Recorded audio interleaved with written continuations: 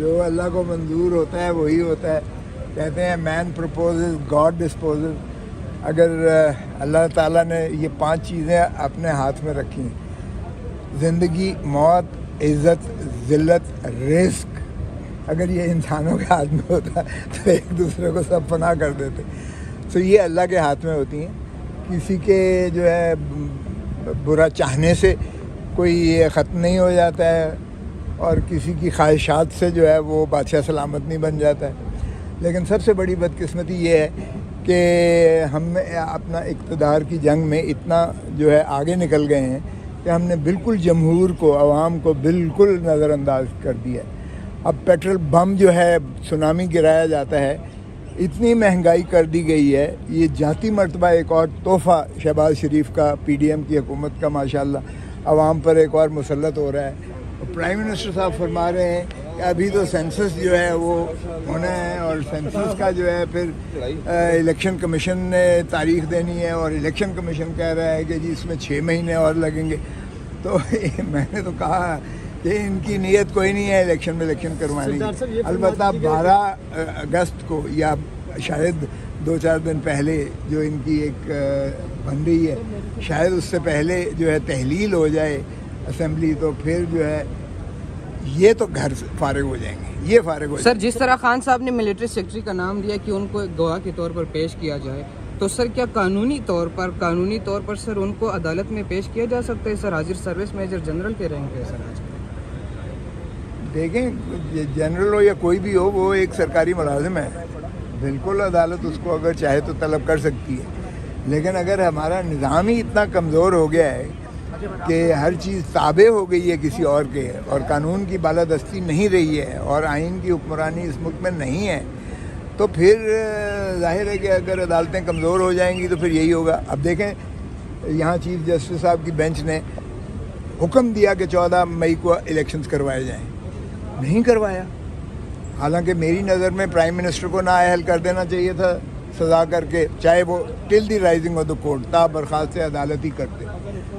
Finance minister کو کرتے، defence minister کو کرتے، لا منسٹر کو کرتے، انٹیریئر منسٹر کو کرتے. ان 5 کو جو ہے کنٹیمپٹ میں بلا کے کہ بھائی آپ پیسے کیوں نہیں دے رہے ہو الیکشن کمیشن کو، آپ جو ہے کیوں رینجرز نہیں پرووائڈ کر رہے ہو، رانا ثناء اللہ کو پولیس کیوں نہیں دے رہے ہو آپ، اور اعظم نذیر طارق کو کیوں آپ جو ہے اس میں رخنہ اندازی کر رہے ہو، اور پرائم منسٹر چونکہ ان کے سربراہ ہیں اوپر سے.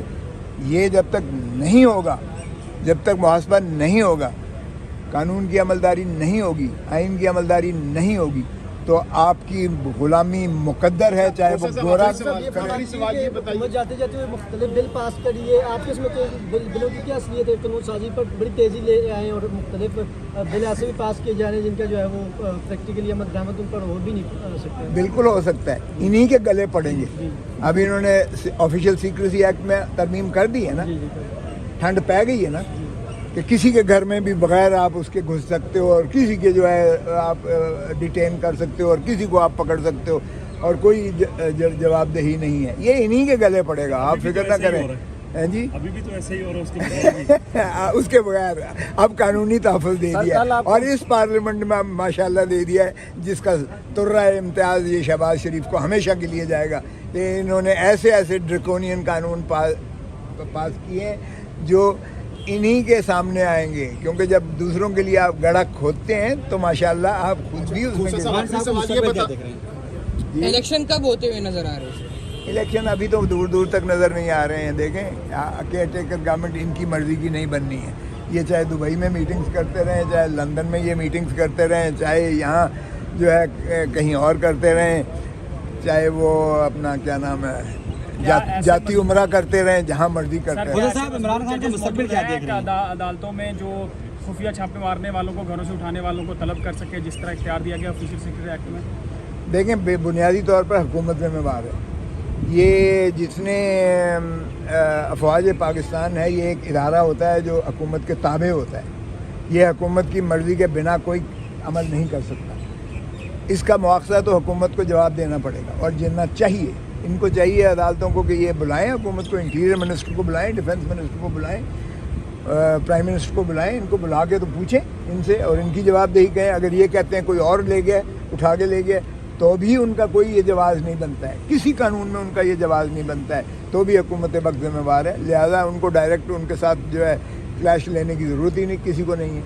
ہم تو حکومت کو مورد الزام ٹھہراتے ہیں. اگر حکومت اتنی ہی بے بس ہے تو پھر چھوڑ جائے, یوں پھر چپکی ہوئی ہے. آج توشہ خانہ کیس کی سماعت بھی یہی سپریم کورٹ میں ہونے جا رہی ہے, کیا لگ رہا ہے اسٹے مل سکے گا پی ٹی آئی کو؟